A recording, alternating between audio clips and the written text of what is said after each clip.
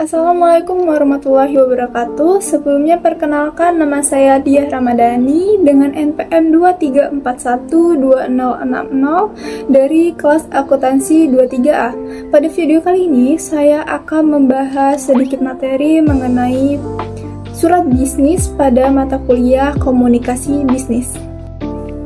Pengertian business letter. Business letter adalah jenis surat yang berfungsi sebagai alat komunikasi tertulis untuk menyampaikan berbagai tujuan bisnis dan dunia kerja. Tujuannya pun beragam, mulai dari pernyataan, kesepakatan, undangan, informasi, dan masih banyak lagi. Biasanya, business letter ini dibuat oleh suatu perusahaan dan dikirimkan oleh perusahaan lain, baik kepada klien maupun pemangku kepentingan. Selain itu, surat bisnis juga dapat digunakan oleh sesama individu untuk korespondensi dan memperlihatkan profesionalitas dalam dunia kerja maupun bisnis, sesuai dengan kebutuhannya masing-masing. Salah satu manfaat business letter adalah kemampuannya dalam mempererat hubungan dengan perusahaan lain atau bahkan pemangku kepentingan seperti perusahaan atau klien. Bahkan melalui business letter, kamu juga dapat menjaga hubungan baik dengan pelanggan. Meski sesungguhnya surat bisnis dapat dikirimkan melalui email, tak jarang masih ada perusahaan yang menuliskannya di atas secari kertas sangat penting. Hal ini seperti diantaranya verifikasi, referensi, surat pernyataan, dan lain-lain. Jenis business letter. Yang pertama, formal. Jenis surat ini biasanya ditujukan untuk keperluan atau korespondensi yang bersifat formal. Sebagai contoh, saat ingin membuat perjanjian dengan klien atau perusahaan lainnya dibutuhkan business letter sebagai pernyataan resminya. Selain itu, business letter juga biasanya digunakan untuk menyelesaikan berbagai permasalahan serta saat meminta laporan penjualan. Merujuk pada hal-hal ini, business letter yang formal dibutuhkan mulai dari penggunaan kop surat dan lain-lain. Yang kedua yaitu informal. Kebalikan dari surat formal, informal merupakan jenis surat biasa yang sifatnya casual dan tidak terlalu kaku. Biasanya jenis surat informasi digunakan untuk meminta referensi kerja saat ingin mengucapkan terima kasih, penilaian karyawan, dan masih banyak lagi. Meski demikian, kamu tetap harus memperhatikan gaya penulisan dan bagian-bagian di dalam suratnya. Bahkan, surat informal juga biasanya dapat dikirimkan melalui email. Langkah menulis business letter. Business letter sebagai surat yang dikeluarkan oleh suatu perusahaan untuk perusahaan lain, atau surat antara instansi dengan pelanggan, klien, atau pihak atau kelompok lain di luar instansi itu sendiri. Surat ini sendiri dikeluarkan bergantung pada hubungan yang terjadi di antara kedua belah pihak. Isi surat ini juga cukup beragam, dapat berubah suatu permintaan informasi atau tanggapan dari suatu pihak, permintaan untuk pasokan barang, menyampaikan kerjasama, meminta maaf atas ketidaknyamanan atau kesalahan pada klien, dan sehingga pentingnya penggunaan letter adalah menyimpan bukti tertulis. Bentuk komunikasi secara tertulis ini juga akan ditanggapi dengan lebih serius oleh penerimanya daripada bentuk komunikasi lain. Untuk menuliskan business letter yang baik, berikut beberapa tips yang dapat kamu aplikasikan. Itu gunakan kop surat yang baik dan profesional. Dengan penggunaan kop surat, kita tidak harus lagi mencantumkan nama perusahaan dalam suatu format surat. Yang kedua, gunakan format dan template surat yang standar. Format ini lebih umum digunakan sesuai tempat business letter pada umumnya. Yang ketiga, tampilkan kesan profesional. Kesan ini dapat diwujudkan dengan penggunaan Indonesian formal, ketetapan ejaan, dan penggunaan tanda baca, tidak menggunakan singkatan dan lain sebagainya. 4.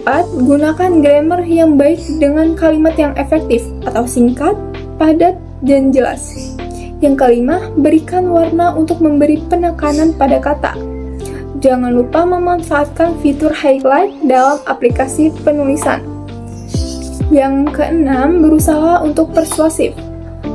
Pastikan isi surat mengandung ajakan yang meyakinkan.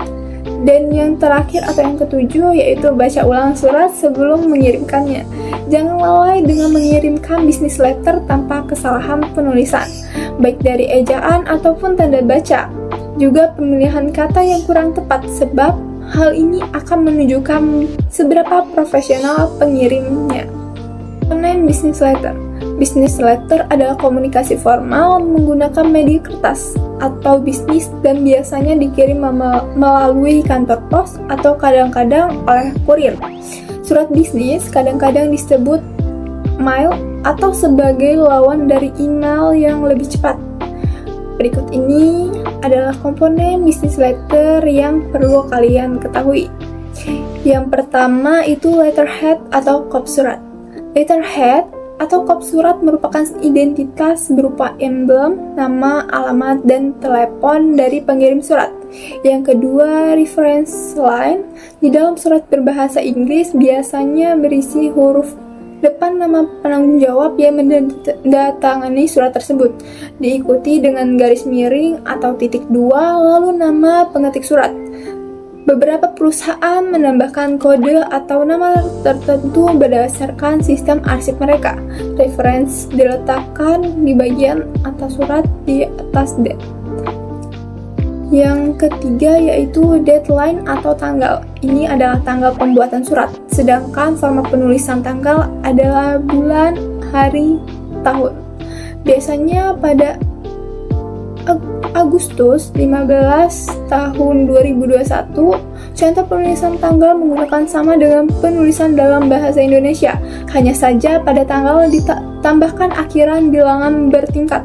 Posisi date pada business letter adalah pada sebelah kanan atas surat. Yang keempat, inside address. Bagian ini berisi nama penerima surat, kepada siapa surat ini ditujukan, dan jabatannya. Nama perusahaannya disertai dengan alamatnya. Jika kamu tidak yakin untuk siapa atau nama surat tersebut ditujukan, jangan kosongkan bagian ini. Tetapi coba untuk menggunakan jabatannya, seperti Director of Human Resource. Jangan lupa untuk memberi jarak antara tanggal dengan penerima. Yang kelima, attention line, sebuah alternatif untuk menempatkan penerima surat. Yang keenam, subject line atau perihal. Perihal membuat penerima surat lebih mudah menemukan maksud dari surat tersebut, misalnya invite, apology, dan lain sebagainya. Bagian ini merupakan bagian opsional dari letter, artinya kita bisa mencantumkannya atau tidak. Penulisan subjek sendiri biasanya ditempatkan di antara salutation dan isi surat. Lalu yang ketujuh ada salutation atau salam pembuka. Dalam bagian ini digunakan Dear Mr. or Miss atau Miss atau nama penerima. Misalkan Dear Mr. Fatoni. Tetapi jika nama penerimanya tidak diketahui, tulis nama departemennya. Misalkan Dear Director of Department of Human Resource. Beri jarak antara salam pembuka dengan isi, misalnya pada Dear Mr. Krisman dan Dear Mr. Krisman. Lalu yang ke-8 itu body of letter atau isi surat. Isi surat merupakan tempat di mana kamu menuliskan hal yang ingin disampaikan.